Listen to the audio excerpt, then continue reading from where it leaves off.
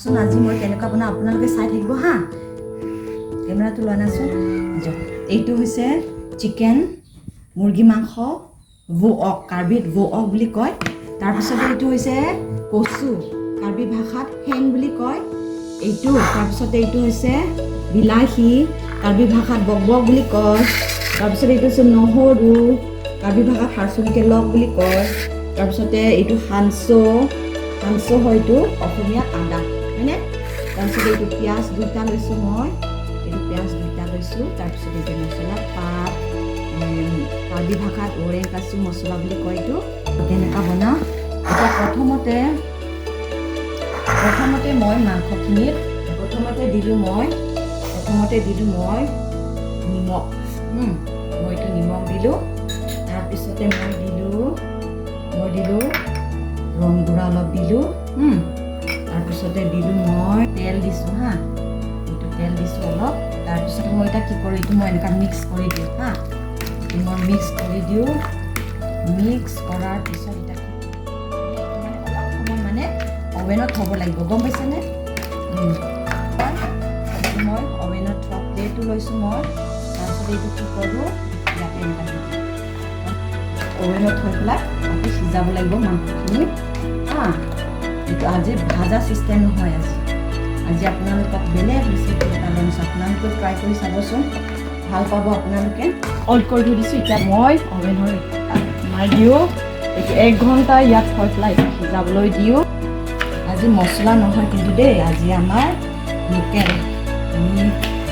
Local টাইপৰ মই আজি ৰেচিপিটো বনাইছোঁ। আজি মই মছলা ইউজ নকৰোঁ। আপোনালোকে ট্ৰাই কৰি চাবচোন কেনেকুৱা লাগে। পিঁয়াজটো কাটি দিছোঁ। তাৰপিছতে মই এইটো নহৰু চিষ্টেমত মই দিছোঁ নহৰুটো হা। 2-3টামান নহৰু ঢালি দিছোঁ। ইমানখিনি দিলেও হ'ব, গৰম হ'ল।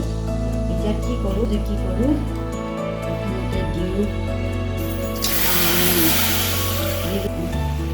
তাৰপিছত এইটো পানীটো বইল হৈ গ'ল, উতলিব লাগে পানীটো, মানে এই কচুখিনি দি দিওঁ দেই। তাৰপিছতে কচুখিনি দিয়াৰ পিছত নিমখ দি দিওঁ। পিঁয়াজ যে গোল গোলকৈ কাটিছিলোঁ, পিঁয়াজখিনি দি দিওঁ হা। নহৰুখিনি অলপ দি দিওঁ। নহৰুখিনি দি দিওঁ। তাৰপিছতে এই জলকীয়াটো দিওঁ হা। জলকীয়া, তাৰপিছত এইটো নহৰুৰ পেষ্ট অলপ দিম, অলপ আদা নহৰুৰ পেষ্ট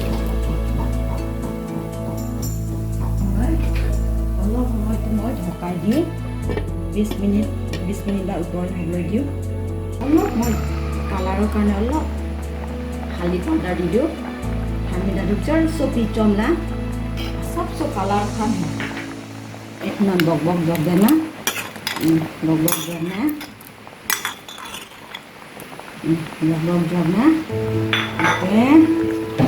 रंग देना के दे इनके बक जब सांडो लोटे हासिल के लो पेस्ट बनती सो जब दिन छुटान दे और सो जब दिन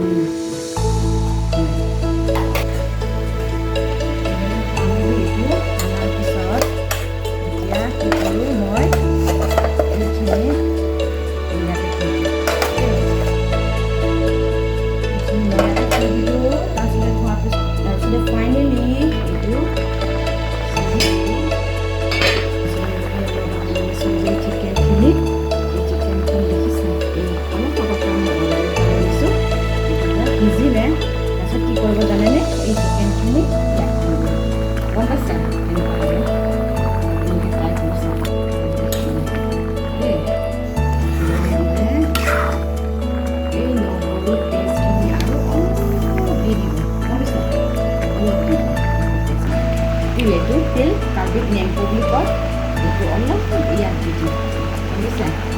এটা খাই অলপ ভাল লাগিব, টেষ্টটো বেছি হ'ব। অলপ দিম হা। তাৰপিছতে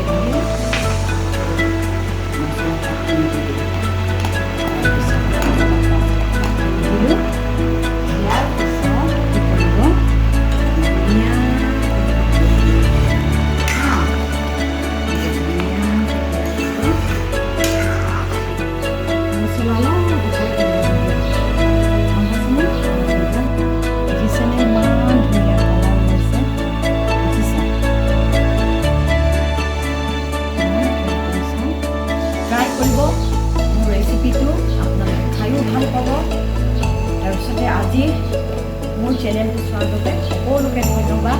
মোক লাইক, কমেণ্ট, শ্বেয়াৰ কৰিবলৈ নাপাহৰিব।